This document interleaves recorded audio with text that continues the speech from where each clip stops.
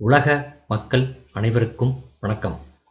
இப்போது நாம் சுக்கிரன் தரும் சுகக்கேட்டை பற்றி இந்த வீடியோவில் காண்போம். சுகத்துக்கும் சந்தோஷத்துக்கும் காரகம் பெற்றவர் சுக்கிரன். சுக்கிரன் நல்ல சுபபலம் பெற்றிருந்தால்தான் ஒரு ஜாதகர் நல்ல சுகபோகை பெற முடியும். பொருளாதார நிலையிலும் ஜாதகனை சுக்கிரன் உயர்நிலைப்படுத்துவார். நல்ல கலை உணர்வையும் தருவார். சுக்கிரன் கெட்டால் ஜாதகருக்கு அதிகமான தொல்லை கஷ்டத்தை கொடுக்கும். சுக்கிரன் உச்சம் பெற்றால் நல்ல பலன்களை தருவதாக கூறினாலும் அவர் அமர்ந்திருக்கும் இடத்தை ஆராய்ச்சி செய்ய வேண்டும். சுக்கிரன் உச்சம் பெற்றால் சுகபோகங்களுக்கு பஞ்சமில்லை. ஆனால் சுக்கிரன் உச்சமாவது லக்னத்திற்கு எத்தனையாவது இடம் என்பது கவனிக்கப்பட வேண்டிய ஒன்று. பொதுவாக எல்லா இடங்களிலும் சுக்கிரன் நல்ல பலன்களை தருகிறார். 3ஆம் இடம், 6ஆம் இடம், 12ஆம் இடம் ஆகிய இடங்களிலே சுக்கிரன் இருந்தால் மனைவியின் கட்டுப்பாட்டில்தான் ஜாதகர் இருப்பார். மனைவி சொல்வதைத்தான் ஜாதகர் கேட்க வேண்டும். லக்னத்திலே சுக்கிரன் இருந்தால் ஜாதகருக்கு நல்ல அழகை தருவார், நல்ல கலை உணர்வை தருவார், நல்ல நிதி வசதியை தருவார். ஆனால் அதிகமான ஸ்திரீ நாட்டத்தை உருவாக்குவார். அதிகமான ஸ்திரீ நாட்டம் என்பது நமது பண்பாட்டுக்கும் கலாச்சாரத்துக்கும் மாறுபட்ட மோசமான குணம். அவ்வாறான குணங்கள் பல இழிவான நிலைகளுக்கு ஜாதகரை இழுத்துச் செல்லும். அதாவது அவமானப்படுதல், வீண் விரயம் போன்றவைகளாகும். லக்னத்திலே சுக்கிரன் அமர்ந்து 12ஆம் இடத்திலே ராகு அமர்ந்திருந்தால் ஸ்திரீ பிரச்சனைகளால் ஜாதகரை சிறைக்கு கூட இழுத்துச் செல்லும். அடுத்து 7ஆம் இடம், சுகபோகங்களுக்கு என்று சொல்லப்படக்கூடிய இடம்.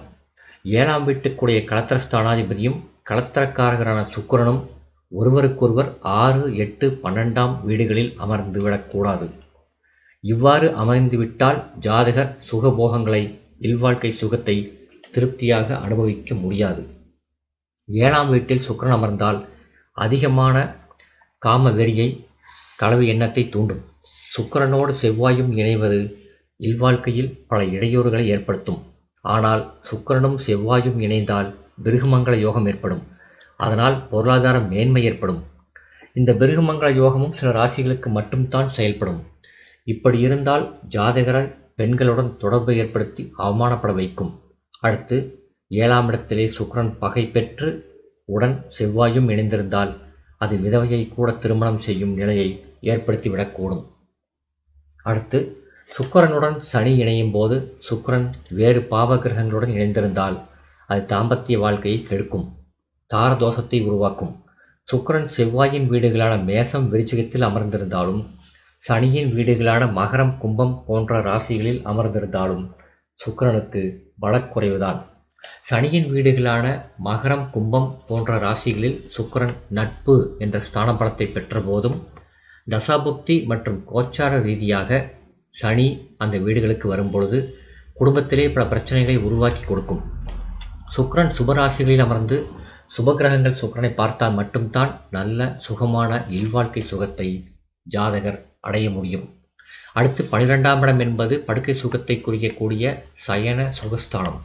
12ஆம் இடத்திலே சுக்கிரன் இருக்கலாம். 12ஆம் இடத்து சுக்கிரனுக்கு மறைவு கிடையாது. ஆனால் அந்த 12ஆம் இடம் சுபராசியாக இருக்க வேண்டும், அல்லது சுபகிரகங்கள் சுக்கிரனை பார்க்க வேண்டும். ராகு, கேது, சனி போன்ற கிரகங்கள் 12ஆம் வீட்டிலே சுக்கிரனுடன் இணைந்தால் பல தீமைகளை அந்த ஜாதகர் அனுபவிக்க நேரிடும். பொருளாதார ரீதியாகவும் உடல்நல கோளாறாலும் ஜாதகர் பாதிக்கப்படுவார். அசுப கிரகங்கள் சுபகிரகமான சுக்கிரனோடு சேரும் போது சில தீமைகளையும் ஏற்படுத்திவிடும். அதனால்தான் சுக்கிரன், சந்திரன் ஆகிய கிரகங்கள் 4ஆம் இடம், 7ஆம் இடம் போன்ற இடங்களில் இணையலாம். ஆனால் அந்த 4ஆம் இடத்திற்கும் 7ஆம் இடத்திற்கும் முன் பின் ராசிகளில் சுபகிரகங்கள் இருக்க வேண்டும். சுபகர்த்தார் யோகம் உருவாக வேண்டும், அல்லது சுபகிரகங்கள் பார்க்க வேண்டும். சந்திரனும் சுக்கிரனும் சேர்வது நன்மை என்பது சில ராசிகளுக்குத்தான். அதே போல்தான் 8ஆம் இடத்திலே குருவோடு சுக்கிரன் சேர்ந்தால் பல இன்னல்களை ஜாதகன் அனுபவிக்க நேரிடும். சுக்கிரன் அதிக வலுப்பெற்றிருந்தால் சர்க்கரை நோயை தரும். உச்ச சுக்கிரன் சுகத்திற்கு கேடுதான். எனவே சுக்கிரன் அளவோடு பலம் பெற்று சுபராசிகளில் அமர்ந்து சுபகிரகங்களின் இணைவை பெற்று சுபர்கள் பார்வையை பெற்றிருக்க வேண்டும். சுக்கிரனும் ராகுவும் சுக்கிரனும் கேதுவும் இணைந்திருந்தால் இல்வாழ்க்கையில் பல்வேறு இடையூறுகளை ஏற்படுத்தும். சுக்கிரனோடு சனி இணைந்தாலும் சுக்கிரனை சனி பார்த்தாலும் ஜாதகர் பல மேடு பள்ளங்களை தாண்டி வாழ்க்கை நடத்தக்கூடிய கட்டாயம் ஏற்படும். சுக்கிரன் ஒரு சுபகிரகம். அவர் சுபவர்க்கத்தில் அமர வேண்டும். சுப நட்சத்திர சாரம் பெற வேண்டும். இவ்வாறான நிலைகளை ஜாதகர் பெற்றால்தான் சுகபோகங்களை ஒரு அளவோடு அனுபவித்து நீண்ட ஆயுளுடன் வாழ முடியும். அசுப கிரகங்களோடு சேர்ந்து அசுப காரியங்களை செய்யும் போது ஆயுளும் குறைந்துவிடும். ஒரு கட்டுப்பாடான சுகம் அமைய வேண்டுமானால் 7ஆம் இடத்திலே சுக்கிரன் ஆட்சி பெற்றிருக்க வேண்டும். அந்த 7ஆம் இடமும் சுபராசியாக இருக்க வேண்டும். சுக்கிரன் கெட்டு அந்த சுக்கிரனோடு செவ்வாயும் இணைந்தால் மிகப்பெரிய இழிநிலைக்கு ஜாதகரை தள்ளிவிடும். அதே போல்தான் சூரியனும் சுக்கிரனும் இணைந்திருந்தால் அதிகமான காம வேட்கையை உருவாக்கி ஆனந்தத்திலே மூழ்கடித்து ஜாதகருக்கு பல இன்னல்களை தந்து பொருளாதார ரீதியாகவும் உடல் ரீதியாகவும் அந்த ஜாதகர் பாதிக்கப்பட்டு அவல நிலையை அடைவார்.